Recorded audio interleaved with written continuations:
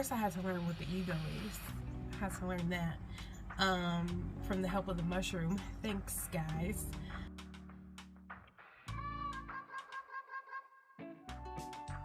Welcome to the very first episode of Sacred Sound Expressions. Don't that feel good? Ooh, y'all. Ooh. Sacred Sound Expression. That feels good. Anyways, here at this, our little corner of the internet, we are going to discuss self-mastery insights and the medicine of life, the medicine of forgiveness and compassion and fear and doubt and all that ooey gooey goodness.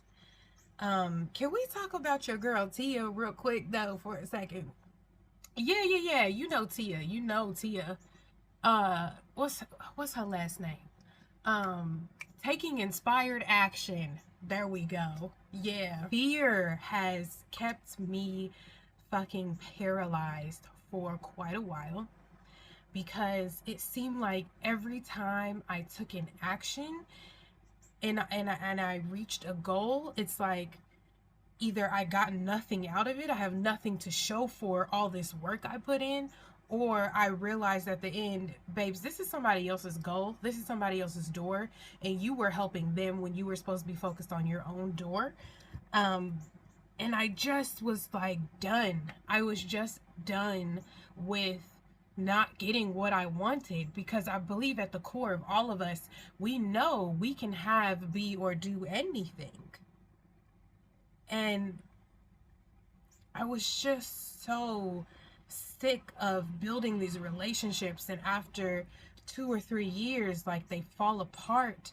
And my sisterhoods, oh my God, my sisterhoods kept falling apart, and I could not figure out why. But one thing I could not deny was that I was the common denominator in every single fallout, every single burnt out relationship, every single prematurely ended business deal, was because the common denominator was me. So I said one day, babes, either I'm going to get it together, I'm going to get my shit together, or I'm not doing this. I'm not doing life. I will leave, babes. I can leave anytime I want. Me and death are not afraid of each other. I would skedaddle. I would get out of here. And I can say that, like, honestly, that's how I felt. Either I am going to discover true love and true love, or I'm gone. Peace out. And one of the very first things I realized is that when you are operating, first I had to learn what the ego is. I had to learn that from the help of the mushroom. Thanks, guys. Anything you build from an egoic mind, being under the spell of the mind, is gonna fall apart every time, because the ego burns itself up from the inside. The ego kills itself by killing its host, because it's definitely parasitic in nature. I had to first understand and learn the difference between ego, separation, illusion, and oneness, because I was only ever taking fear-based actions, lack-based actions, and that's to me, that is what having an egoic mindset is to operate from this I have to do anything to survive mindset. And that is not oneness. That is not love. That is not where you come from. That is not who you are. That is not what any of this is made out of. Everything that you will fucking see, hear, smell, experience is a product of love making. And if you are not creating from that place, have fun. Like, enjoy that. Do you, babes? I mean, do you? I'm not here to tell you what to do.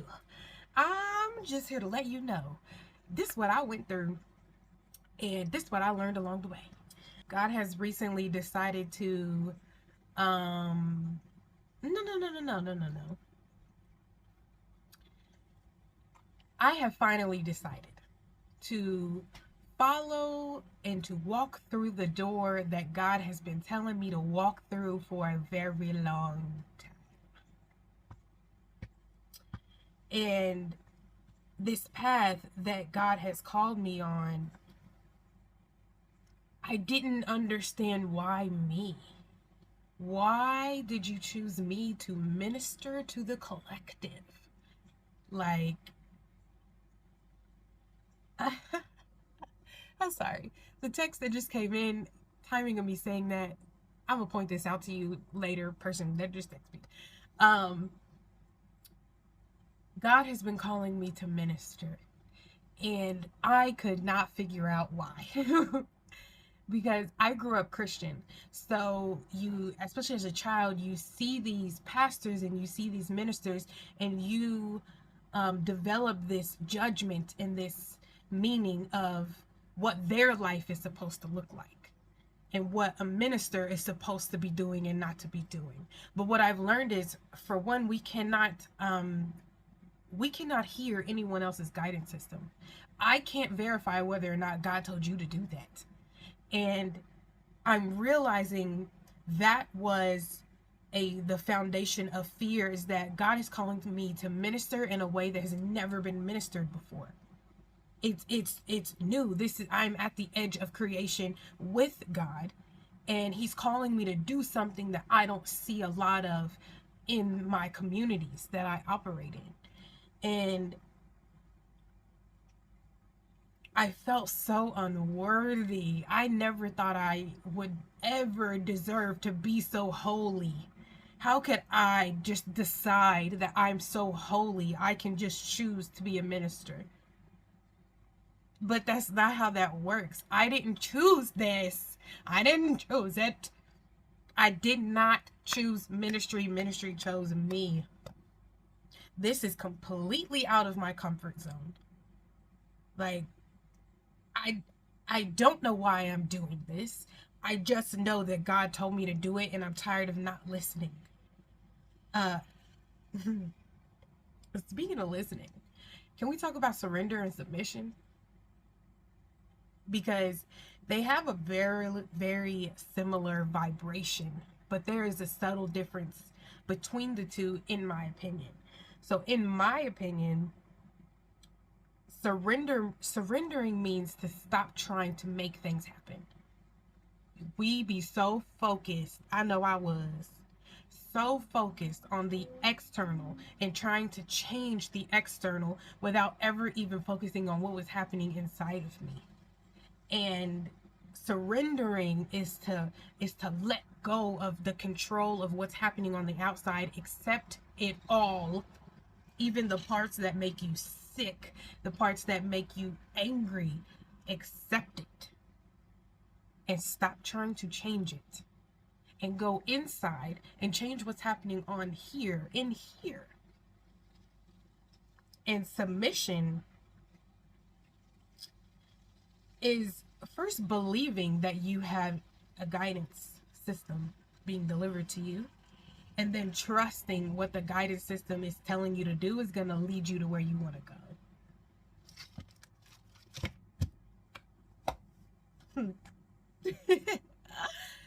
Ooh. But trust is a journey. It's a process. It's a relationship that you have to develop over time and space. And I really could not trust my guidance system until I knew what I was hearing was coming from God, love, oneness, and not ego, fear, lack. And I was able to develop and turn up the volume of my guidance system by first practicing listening for it. And I don't know how it happened, really. Like, less than a week ago, I learned how to turn up the volume. I learned how to turn up the chi, the prana, the inner light. I learned how to turn it up, and it was so uncomfortable. It was not physically pleasing at all. Like the top of my head hurt for 2 days, and the only relief that I could find was tapping on my head like this constantly, or going for a walk, or doing something physical that would put me deep in my physical body. It was extremely internally expanding me. And for 2 days, I was just like, you got this. It's going to get better. It's going to get better. You've got this. It's not going to be like this for forever. You're not going to be in pain for forever. And then by the third day, which was yesterday, I just felt so much relief. And I felt like I adjusted my internal ears adjusted to the increase in volume. And now that I was more comfortable, I could really listen to what was being said. And secondly, it grew my confidence that if this was to ever happen again, I know I can get through it.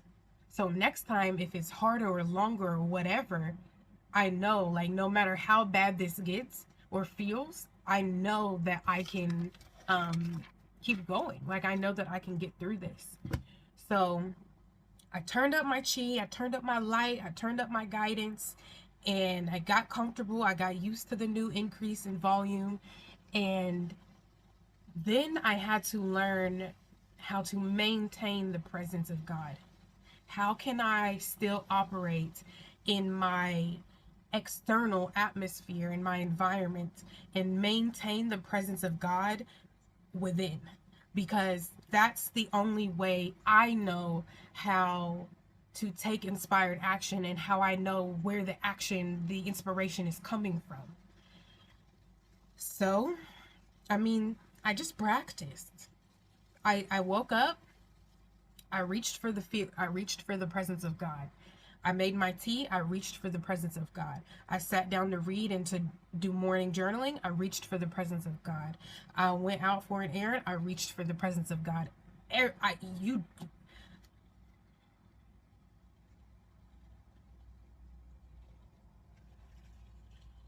It's almost like this, like, river, this flow that I can constantly feel. And when I'm all the way there, I call it there when really it's here. I have access to the empty space. There's a space inside of you that is empty.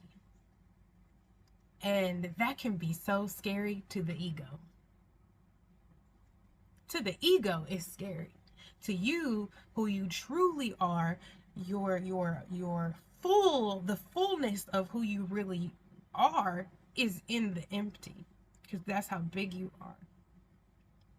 Like, I come from this emptiness and this non-form. Ooh, yes, Lord Jesus, I like that. I just like when I hear so clearly. This not place of non-form. There's no form. There is no physicalness, and yet there is a beingness that's present. And maintaining your connection with that beingness at all times, or as much as you are able to, is my personal goal. I want to get lost in God. Ooh, Lord. I want to get lost in God every day. Oh, it feels so good. It feels like when you lay on your bed after a long day, your head finally hit that cool ass pillow, and you stretch them bodies out. Ooh, that's how it feels. It feels like a hug from someone you ain't seen in a long... That's my dog. Anyways, it feels like wholeness and completeness. And I want this feeling for everybody. And that's why I'm ministering. That's why I actually decided to take the action, because I want everybody to feel like this. It feels so good. And it feels like truth and clarity and freedom and creativity and sex. Good sex. But yeah, so you turned up the volume. You maintained the presence of God. Right? Now take a step. Okay? Get up, girl. Get up. Move. Walk. Move. Take a step. Get up. Like, get up and go do something with this inspired action. What are you being called to do? Okay, go do it. Walk through the door. Go. Go. Not because you have to, but because you can. Like, and just remember that presence, that feeling is always there. It's always available. It's yours. It's you. It's you. And it's me. And it's everything. And you have access to it. And it's guiding you and it's telling you what to do. And it loves you. And it's aware of you and where you are and what you want and how to get you there. You know, this my first official sermon as an ordained minister. I'm for real. I'm for real. I'm for real. I'm for real. I'm for real. I am an ordained minister officially. Yesterday, I woke up and I was just like, show me how easy this can be. Like, for real. Like, I hear you. I'm following what you're telling me what to do. Show me just how easy this can be. Because at this point, I done tried everything else. I done tried the hard way. Can you show me the easy way? So I sat down with my tea and my journal and my books, and I'm doing my morning routine.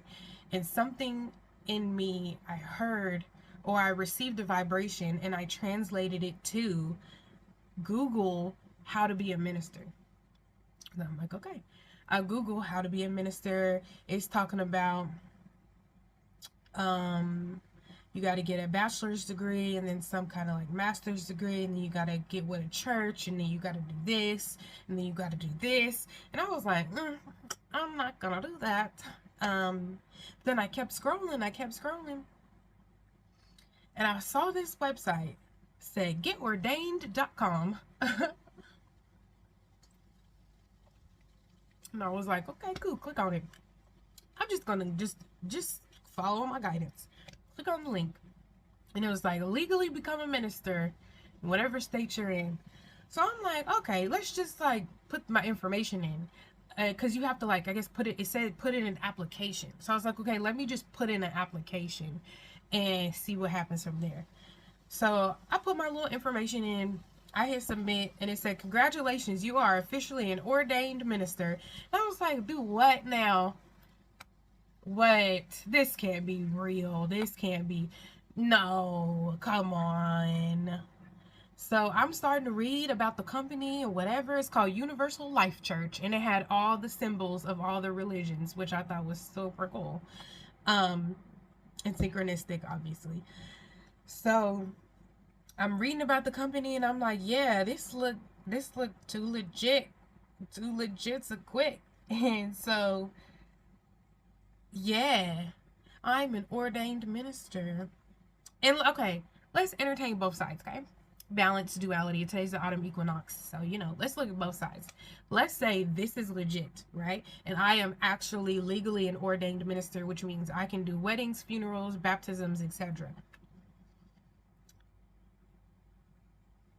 It feels like a wink and a giggle from the universe, like, ha ha ha, you thought you had to do all these things, you thought it was gonna be hard, you were gonna have all these obstacles, you was gonna have to do this and this and that, when none of that was required. Not from you. Your door didn't require you to do all of that. But when you have these deep feelings of unworthiness, you're always trying to compensate and do more of what's required because you feel like a burden. You feel like you have to earn love. And it's like, that was never your door. Your door was never going to take you down that path. Your door was the easy way. Okay. Let's say this is not legit. This is not legal. This ministry, whatever, it won't be recognized. Okay. Let's look at that side.